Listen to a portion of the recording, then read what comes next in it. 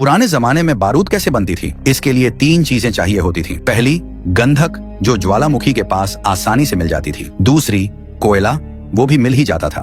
लेकिन तीसरी चीज, पोटेशियम नाइट्रेट, ये तो घर के टॉयलेट से निकालना पड़ता था। तीनों चीजें इकट्ठी करके लोग उन्हें अच्छी तरह मिला लेते थे, फिर उसमें थोड़ा सा चीनी भी डाल देते थे ताकि पावर और बढ़ जाए। उसके बाद उस मिक्सचर को लकड़ी से कूट कूट कर शेप दिया जाता था। लेकिन उनका एक बेवकूफ दोस्त लकड़ी की जगह पत्थर उठा लाया और पूरी ताकत से धड़ाम मार दी। तीनों को तुरंत समझ आ गया कि कुछ गड़बड़ हो गई है। वो तुरंत बाहर भागे और उसी पल जोरदार धमाका हुआ। काला सा धुआं आसमान में उठ गया। लेकिन तभी दूर जंगल की दिशा से भी धीरे धीरे धुआं उठने लगा, जैसे उनका जवाब दे रहा हो। लड़का हैरान रह गया क्योंकि वो धुआं तो बिल्कुल उल्टी दिशा से आ रहा था, यानी दुश्मनों की तरफ से नहीं। क्या दुनिया में कहीं और भी लोग जिंदा हुए हैं? यही सोचकर लड़के ने और ज्यादा आग जलाने का फैसला किया ताकि शायद उनसे संपर्क हो सके। लेकिन ये भारी धुआं दुश्मन की नजर में आ गया। वो बेहद तेजी से उनकी तरफ बढ़ा और मौका पाकर उनकी कैंप में घुसकर लड़की को पकड़ लिया। उस वक्त वहां कोई नहीं था जो उससे भिड़ सके। मजबूरी में लड़के ने ऐसा दिखाया जैसे वो लड़की को छोड़ने के लिए तैयार है। लेकिन दुश्मन चालाक था, वो फंसा नहीं।